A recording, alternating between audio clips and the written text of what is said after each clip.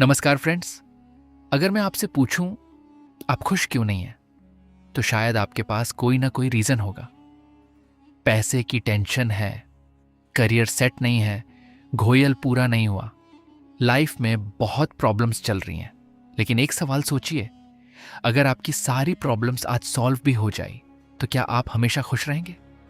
शायद नहीं, क्योंकि हैप्पीनेस सिर्फ इस बात पर डिपेंड नहीं करती कि आपके पास क्या है, बल्कि इस बात पर भी डिपेंड करती है कि आप अपनी लाइफ को किस तरह देखते और जीते हैं। यही जगह है जहां एलेक्स पर्मर की किताब हैप्पीनेस हैक्स आपको एक अलग नजरिया देती है। यह किताब आपको यह नहीं कहती कि लाइफ में प्रॉब्लम्स नहीं आएंगी। प्रॉब्लम्स आएंगी, स्ट्रेस आएगा, फेलियर होगा, रिलेशनशिप्स में अप्स एंड डाउन्स होंगे, लेकिन इनके बीच भी आप अपनी हैप्पीनेस को पूरी तरह बाहर की सिचुएशंस के हाथ में क्यों छोड़ दें? किताब का आइडिया काफी सिंपल है।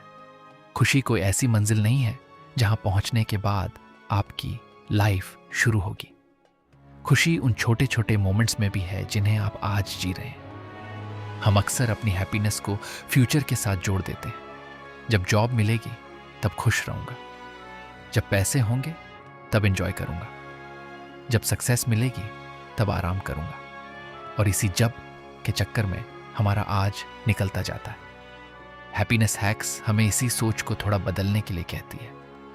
अपने थॉट्स को समझना, लोगों से जेन्युइन कनेक्शन बनाना, छोटी चीजों की वैल्यू करना, प्रेजेंट मोमेंट को एंजॉय करना और अपनी लाइफ में कोई मीनिंगफुल पर्पस बनाना, ये ऐसी चीजें हैं जो आपकी हैप्पीनेस को सिर्फ बाहरी अचीवमेंट्स पर डिपेंड रहने से बचा सकती हैं। और सबसे अच्छी बात, इनके लिए करोड़ों रुपए, परफेक्ट लाइफ या कोई मैजिकल सॉल्यूशन नहीं चाहिए। कई बार बस अपना ध्यान थोड़ा बदलना होता है, एक अच्छी कॉन्वर्सेशन को जेन्युइनली एंजॉय करना होता है, अपने किसी करीबी को बिना किसी काम के कॉल करना होता है, सुबह की चाय बिना फोन के पीनी होती है, अपने नेगेटिव थॉट को सच मानने से पहले उसे क्वेश्चन करना होता है, और कभी खुद से पूछना होता है, मैं जिस लाइफ के पीछे भाग रहा हूं क्या मैं उसे जी भी रहा हूं? तो आइए हैप्पीनेस हैक्स के इन लेसन्स को सिर्फ पढ़ते नहीं हैं, बल्कि अपनी रोज की लाइफ में उतार कर देखते हैं। क्योंकि हो सकता है हैप्पीनेस कहीं दूर आपका इंतजार नहीं कर रही हो सकता है वो आपकी आज की लाइफ में ही छुपी हुई हो, बस आपने अभी तक उसे नोटिस नहीं किया। इस बुक का पहला लेसन है, खुशी को कल के लिए मत छोड़ो। हम में से बहुत लोग खुशी को एक फ्यूचर इवेंट बना देते हैं। हम सोचते हैं अभी मेहनत कर लेता हूं, बाद में एंजॉय करूंगा, जब अच्छी जॉब मिल जाएगी तब खुश रहूंगा, जब पैसे ज्यादा होंगे तब घूमने जाऊंगा, जब मेरा गोल पूरा होगा तब लाइफ सेट होगी।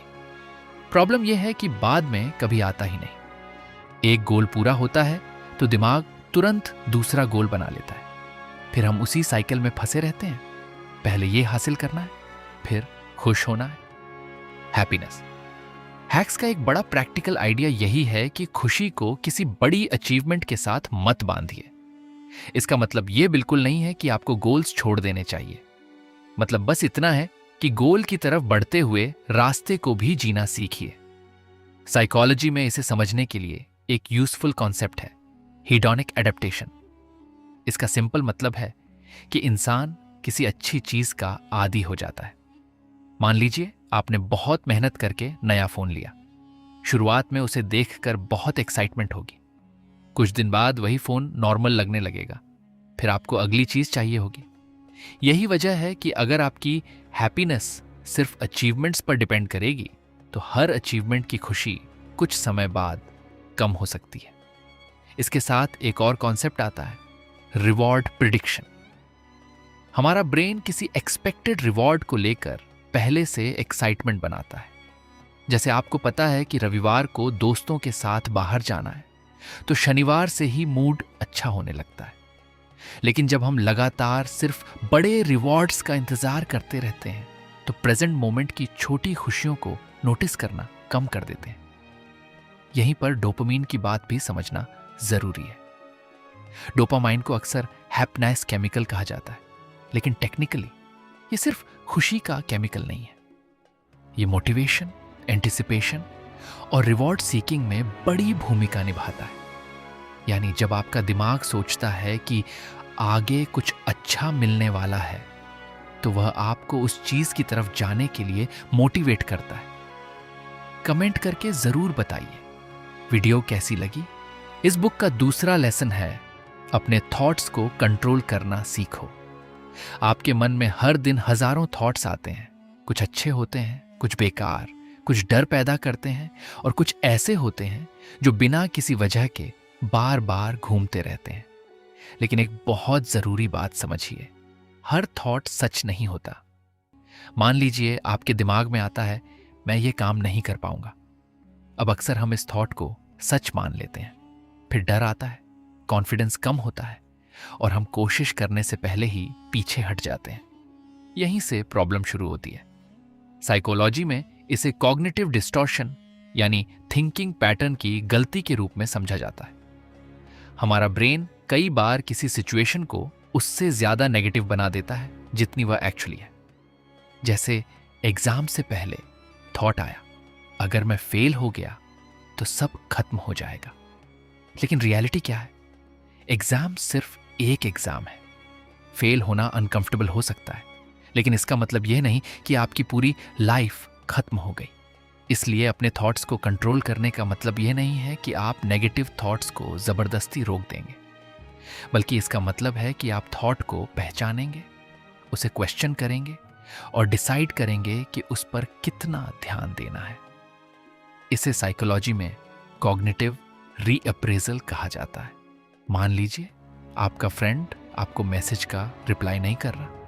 आपका पहला थॉट आता है, शायद वो मुझसे नाराज है। अगर आप इसी थॉट को बार बार सोचते रहेंगे तो एंग्जाइटी बढ़ सकती है।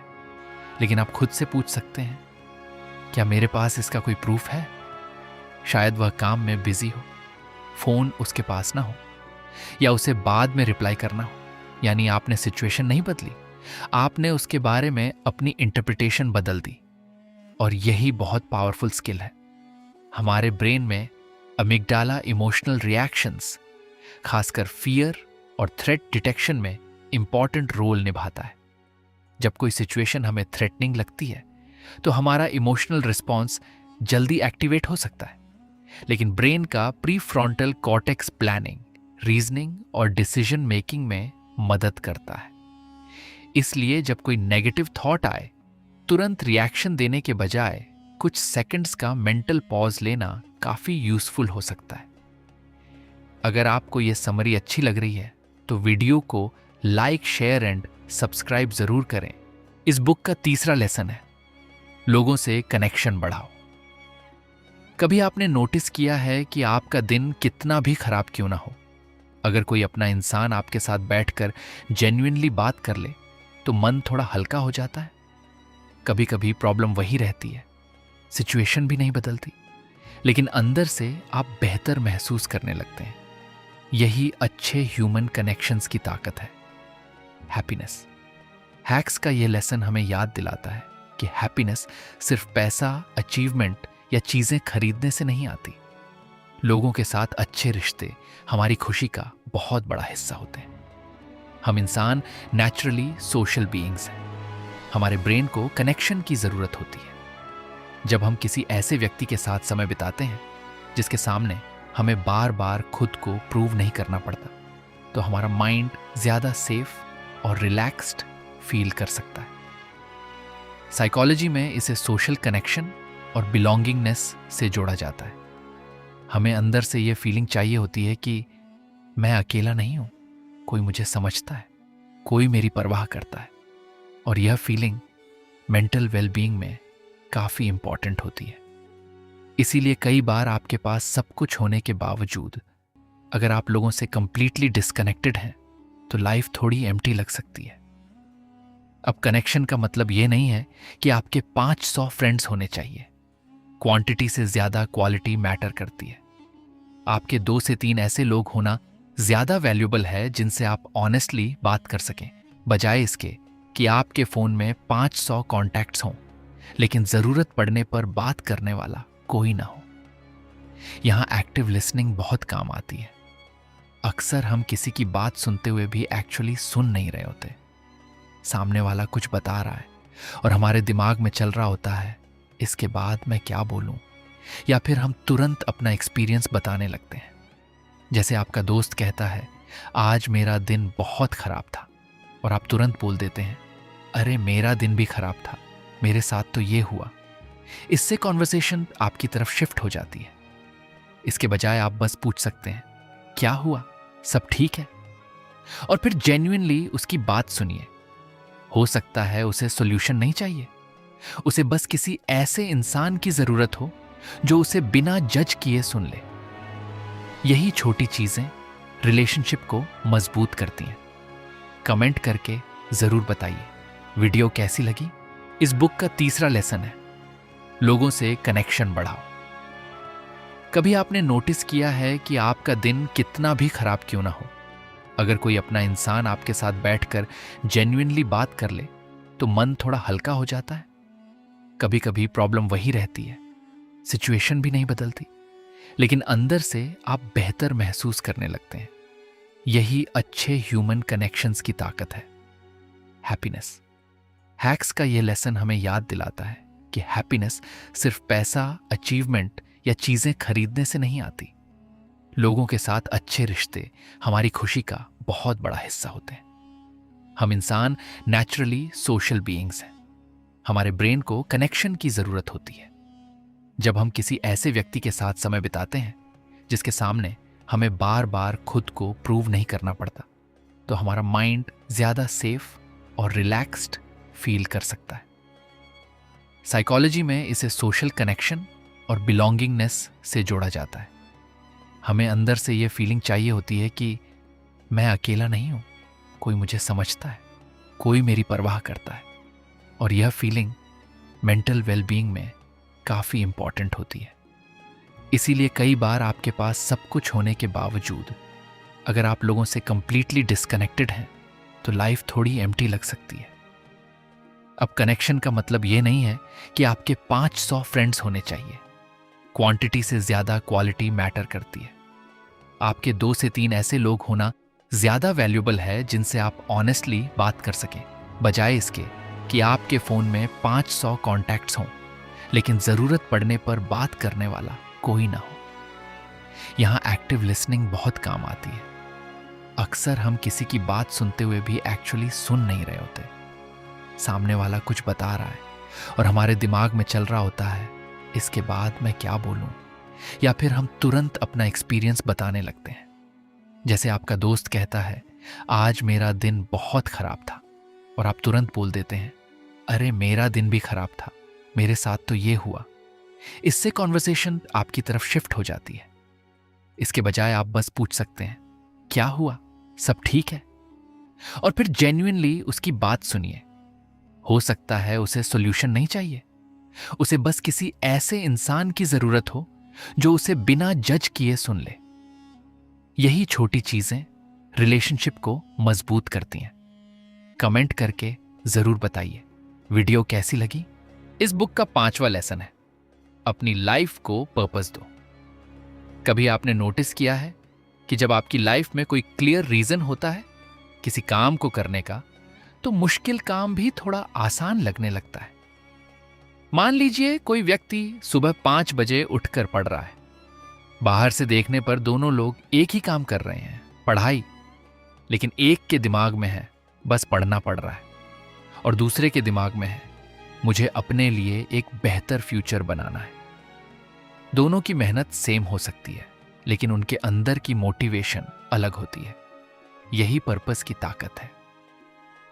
पर्पस का मतलब यह नहीं है कि आपको कोई बहुत बड़ा फिलोसॉफिकल आंसर ढूंढना है कि मैं इस दुनिया में क्यों आया हूं। सिंपल लैंग्वेज में पर्पस का मतलब है, मेरी लाइफ में ऐसी कौन सी चीज है जिसके लिए मैं मेहनत करने को तैयार हूं। ये करियर हो सकता है, फैमिली हो सकती है, किसी स्किल में मास्टरी हो सकती है, लोगों की मदद करना हो सकता है, या खुद को बेहतर इंसान बनाना हो सकता है। और सबसे अच्छी बात, आपका पर्पस समय के साथ बदल भी सकता है। आज आपका पर्पस अपनी पढ़ाई पूरी करना हो सकता है, कुछ साल बाद अपने पेरेंट्स को सपोर्ट करना हो सकता है, आगे चलकर कोई बिजनेस बनाना या किसी फील्ड में अपना कंट्रीब्यूशन देना हो सकता है। पर्पस कोई पत्थर पर लिखा हुआ रूल नहीं है। पर्पस और ब्रेन का कनेक्शन। जब आपके पास कोई मीनिंगफुल गोल होता है तो ब्रेन का रिवॉर्ड सिस्टम उस गोल की तरफ आपको मोटिवेट करने में रोल निभाता है। यहां डोपामीन इंपॉर्टेंट है।